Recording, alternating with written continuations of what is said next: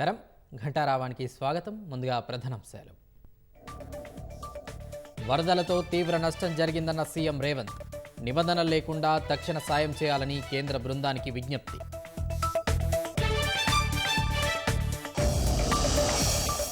Hyderabad traffic క్రమబద్ధీకరణలో వాలంటీర్లుగా ట్రాన్స్జెండర్లు.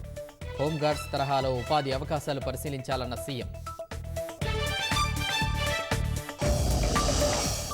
రాష్ట్రంలో రెండో రోజు చల్లారని రాజకీయ రగడ.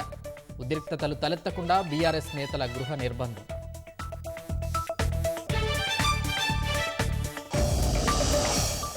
రాష్ట్రంలో ఎమర్జెన్సీ పాలన నడుస్తోందన్న హరీష్ రావు.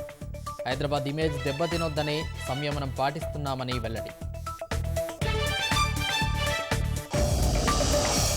రాష్ట్రపతి ముర్ము ప్రధాని మోదీకి జూనియర్ వైద్యుల లేఖ. కోల్కతా హత్యాచార ఘటనపై జోక్యానికి వినతి.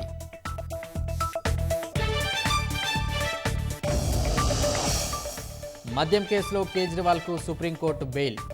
జైలు నుంచి విడుదలైన ఢిల్లీ ముఖ్యమంత్రి.